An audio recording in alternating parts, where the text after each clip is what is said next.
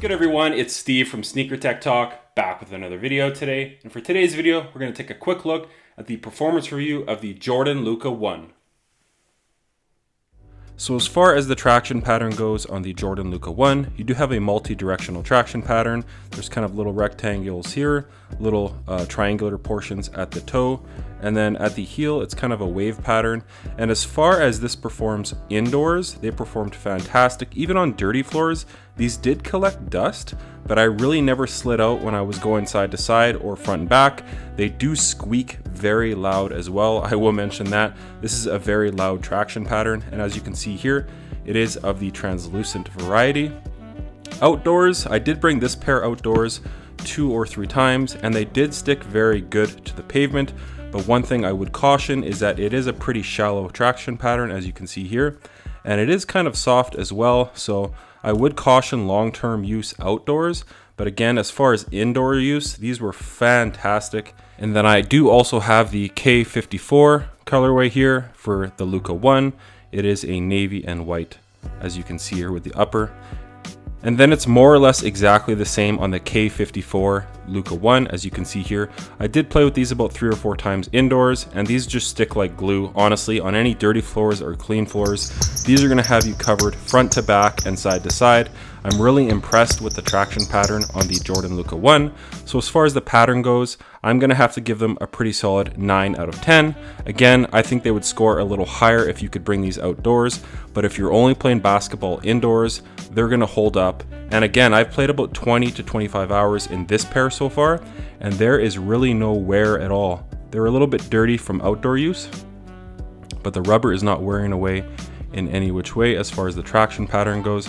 So again, I'm gonna have to give them a very solid 9 out of 10. So as far as the cushioning goes in the Jordan Luka 1, you do have a Phylon carrier here on the outside, the white portion, and that's kind of running 360 degrees around the shoe, as you can see. And then in the bottom of the shoe, you do have that Formula 23 crash pad, and you can kind of see it poking through right here. And to me, honestly, Formula 23 feels like Phylon with a bit more of an elastic feeling to it, almost like memory foam, where it kind of expands and contracts. And there is actually some portions of the Formula 23 that are notched out. You can kind of see it here. So the little notched out portions are actually going to allow that Formula 23 to expand and contract. So as you can see here, there are little notched out portions in the heel and forefoot. And for me, like I said, it really just feels like Phylon. It's nothing special. You're going to get most of your impact protection in the back as the foam is thicker, but in the forefoot, it is pretty thin and it is pretty low to the ground. So if you play on your forefoot a lot and you want that really springy cushioning, I would say look somewhere else. But for me, after playing in 2 or 3 hours in these in a row, I really didn't have any foot pain the next day. So I think that is kind of a telltale sign that the cushioning is doing its job. But for me, it's just not something that I would look forward to playing in many basketball shoes. I know the 37s have it in the heel, and honestly, I'm not a huge fan of Formula 23 because it is a pretty cheap cushioning setup, and for me, I do prefer nitro foam over these and just Zoom Air and air cushioning in general. But I get that this is a budget-friendly model, but I know PG models of the past have had the forefoot Zoom airbag and the React cushioning. I do actually prefer React more than this. So again, Formula 23, so far for me, it's really nothing special. If you're a bigger player and you really want a ton of impact protection, I would caution you to kind of look somewhere else. But as far as Luka's first shoe goes, I do like the look of this shoe, and I do think the cushioning for me is probably the biggest letdown as far as the Jordan Luka 1. So I'm gonna have to give the Jordan Luka 1 a 7 out of 10 for cushioning. And one last thing I will touch on for the cushioning is the heel to toe transition. It's very soft and very natural feeling as that Phylon carrier here in the midsole and the Formula 23 in the bottom. It does offer a very natural feeling under your foot. So the heel to toe transition as far as the Jordan Luka 1 is fantastic, and I really have no gripes when it comes to that. So as far as the fit goes on the Jordan Luka 1, I would say if you go true to size, you're going to be covered if you have a regular foot. If you're a wide footer, I would say go up half a size, but for me, I went with a size 10.5, and my toe is basically right at the end of the shoe, right where I like it. I do like a very much a 1-to-1 fit in my basketball shoes. I do not like my foot sliding around at all within the basketball shoes. So for me, I went true to size with these, size 10.5, and they had me covered. It's a very nice fitting shoe. It does kind of have a dual collar here at the ankle, so it really draws your heel into the back of the shoe, and it just, for me, offered a very nice fit. So for my foot shape, this shoe fit me basically like a glove, so I'm gonna have to give this a very solid 10 out of 10. So as far as the materials go on the Jordan Luka 1, they do consist very much of a textile mesh, as you can see here. And it is a very cheap setup, but it works great on court because it offers a very broken-in feeling right off the bat. As you can see here, there are some fuserans for some extra durability and support running around the heel, and at the toe for toe-offs for some extra durability. So the overall materials, again, they're pretty cheap, but they do work great. You do have some synthetic nubuck hits running up the eyelet, some more synthetic nubuck at the heel, and then you do kind of have some patent leather hits. So as far as the materials go, again, they're nothing special, but they do offer a very nice fitting shoe. So I'd have to give these a pretty solid 7.5 out of 10. I think they would be rated a bit higher if they had some really quality suede or nubuck. But again, it's a cheap setup, but it does work very well. And it's very much the same here on the K54 pair. You do have some white fuse brands running around the heel and the toe, and then more of that kind of textile mesh here.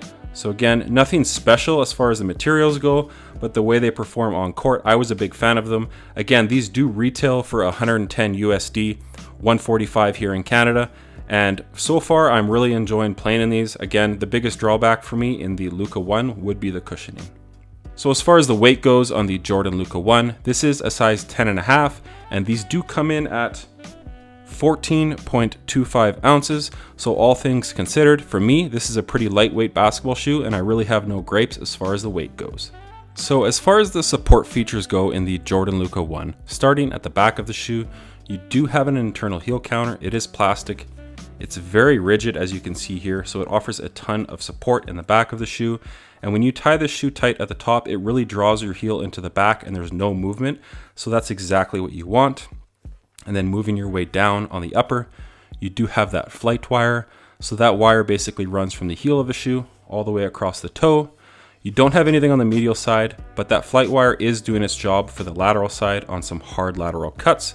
So this was on the Jordan 35 as well, and they did bring it back here for the Jordan Luka 1. And then the outsole wraps up ever so slightly here on the lateral side and on the medial side. So your foot is kind of sitting within that. And when you make hard lateral cuts, this rubber portion of the outsole is cupping your foot as well on those hard cuts. And then you also have this iso plate here, which starts at the bottom and kind of zigzags by the toe. And then you have the clips here as well for lateral support and containment. And then as far as the torsional rigidity and just overall support in the midfoot, you can't really bend this shoe at all. So it's very supportive. You can bend it in the forefoot, which is what you want within a basketball shoe.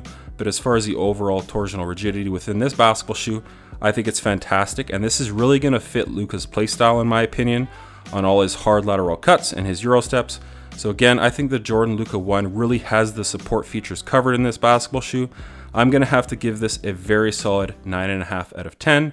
I really don't have many gripes with the support features. Again, it is a low top shoe, but you do get all your support for ankle support from the strong internal heel counter and with those really strong features for lateral cuts and containment. So again, I really had no issue with this basketball shoe when I was making my really hard lateral cuts. So again, I think the Jordan Luka 1 is a fantastic shoe as far as the support goes. So that's going to do it for today's video on the performance review for the Jordan Luka 1. I think this is a fantastic buy if you can get them at that retail price tag of 110 USD, 145 over here in Canada. It's a fantastic buy. Again, the traction indoors, A1. I really didn't slide out at all. I would wipe this traction, but I didn't really have to because I wasn't sliding out. Again, it's a very tacky, very squeaky traction pattern, so that is one thing to note. That Formula 23 foam and the Phylon foam, it's really not my favorite aspect of the shoe, but it does work. And again, my feet weren't killing me after 2 or 3 hours of playing in the shoe. So again, I really can't complain too much, but I do prefer Zoom Air cushioning as a whole. The overall materials are pretty cheap, but they do offer a broken-in feeling right off the bat. Again, the iso plate for support, internal heel counter, that flight wire on the upper really harnesses your foot within the shoe. So again, the support features on the shoe are fantastic. Fit, for me, I went true to size. If you're a wide footer, I would say go up half a size, or if you can just try them on in store. Again, I did get this pair from ID4 Shoes over on eBay. The K54 pair I did get from Nike Canada. They are starting to sell out now. So Nike Canada and Europe actually share the same warehouse. So these are starting to sell out over on Nike.ca. So grab a pair now if you'd like a pair. But again, let me know down in the comments what you guys think of this pair. Check out my Instagram over at 23MJ88, as it is an extension of my YouTube channel with all my pickups and basketball footage, just everything basketball as a whole. Let me know what you guys think down in the comments of the Jordan Luka 1. That's going to do it for today's video. But as always, if you guys can like, comment, and subscribe, that helps the channel a ton. Stick around for the on-court portion at the end of the video. And until next time, peace.